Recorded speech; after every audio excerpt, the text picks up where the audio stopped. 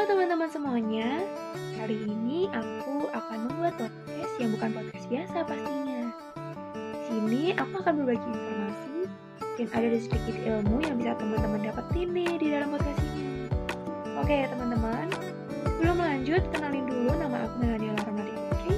Di sini aku baru pertama kali membuat podcast, jadi ini sedikit menantang diri aku sendiri untuk mengembangkan kreativitas yang aku punya. Oke, langsung aja nih teman-teman. Ini aku akan membahas tentang kegiatan yang sering kita lakukan, setiap hari, setiap saat, dan yang aku lakukan saat ini pastinya.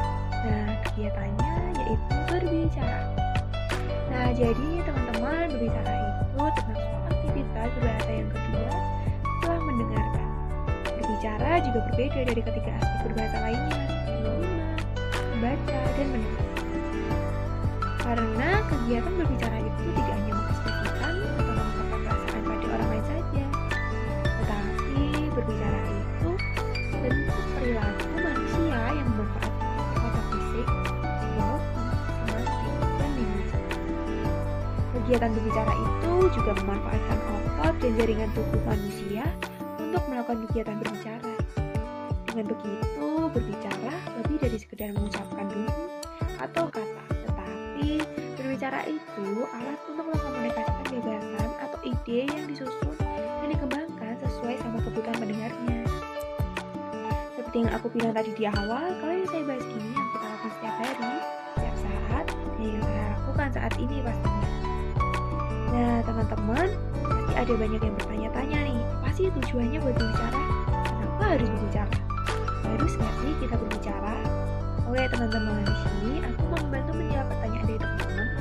Jadi, tujuan kita berbicara itu ya untuk berkomunikasi pada orang lain. Cara kita berkomunikasi dengan orang lain ya dengan berbicara, dengan mengeluarkan kata dan nada seperti yang saya lakukan seperti ini. Karena berbicara itu mempermudah kita untuk melakukan komunikasi pada orang lain. Dan teman-teman yang harus tahu, atau mungkin ada beberapa teman-teman yang sudah tahu, kalau berbicara itu ada jenis-jenisnya loh. Nah, jenis-jenisnya ada 5 berbicara, yaitu yang pertama berdasarkan situasi. Nah, pada berdasarkan situasi ini ada 2 macam kegiatan berbicara, yaitu pada lingkup resmi dan tidak resmi. Yang kedua ada berdasarkan tujuannya. Berdasarkan tujuannya dibagi jadi 5, yaitu berbicara menghibur, berbicara menginformasikan, berbicara menstimulasi, berbicara meyakinkan, dan berbicara menggerakkan. Kemudian yang ketiga berdasarkan metode penyampaiannya. Berdasarkan metode penyampaiannya ada 4 cara yang bisa digunakan dalam menyampaikan pembicaraan, yaitu penyampaiannya secara mendadak, berdasarkan catatan kecil, berdasarkan hafalan, dan berdasarkan naskah. Kemudian yang keempat berdasarkan jumlah penyimak. Berdasarkan jumlah penyimak ini dibagi menjadi 3, yaitu berdasarkan antar pribadi, kelompok kecil, dan kelompok besar. Nah, yang terakhir berdasarkan peristiwa khusus. Nah, berdasarkan peristiwa khusus dibagi menjadi 2, yaitu berbicara satu arah dan berbicara 2 arah.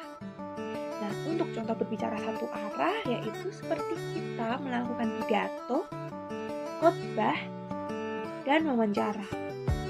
Kemudian contoh untuk berbicara 2 arah seperti kita melakukan diskusi, tanya jawab, dan drama.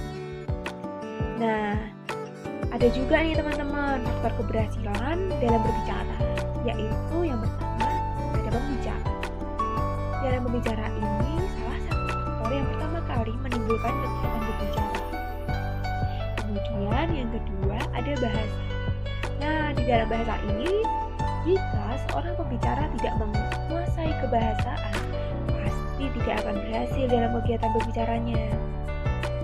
Kemudian yang ketiga, ada faktor non-kebahasaan.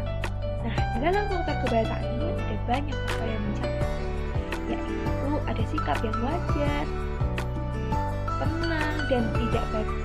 Kemudian saat berbicara, pandangannya diarahkan pada lawan berbicara, dan masih ada banyak lagi yang lain. Kemudian selanjutnya saya akan membahas sedikit tentang berbicara di depan umum.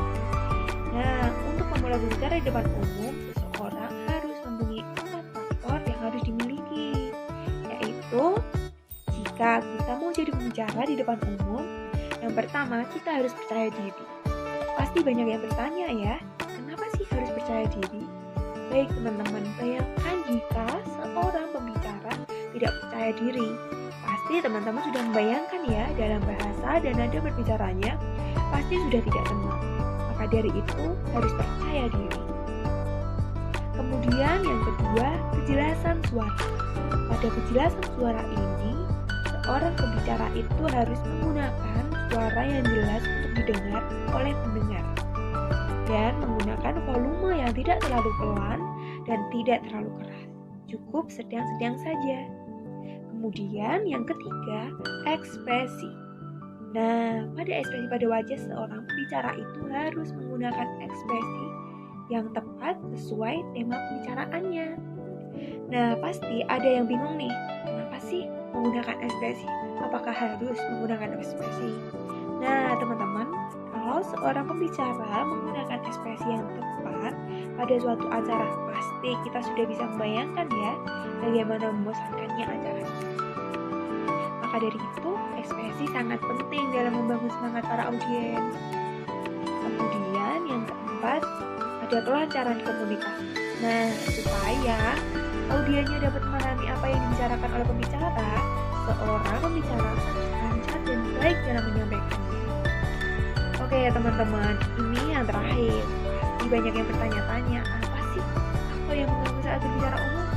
Nah, di sini aku akan memberi sedikit tips supaya kalau kita berbicara di depan umum tetap berjalan dengan baik. Yang pertama, kita harus benar-benar sudah menyiapkan materi yang akan kita sampaikan dan membuat materi yang singkat, padat, dan jelas supaya kita bisa menguasai materinya. Dan yang kedua, kita harus tetap rendah diri dan tetap tenang supaya kita tidak lupa dengan materi yang sudah kita buat. Kemudian nih yang terakhir, jika ada kesalahan teknis seperti mic-nya mati, kita harus tetap tenang dan jangan ikut panik. Nah, itu tadi teman-teman, kita sedikit belajar dan memahami apa itu berbicara dan bagaimana cara berbicara dengan baik. Dan poin yang terakhir itu tadi teman-teman, itu tips supaya kita saat berbicara di depan umum, kita bisa melakukannya dengan baik. Terima kasih teman-teman sudah mendengarkan podcast ini sampai selesai. Semoga podcast ini dapat bermanfaat buat teman-teman ya. Tetap jaga kesehatan. Terima kasih.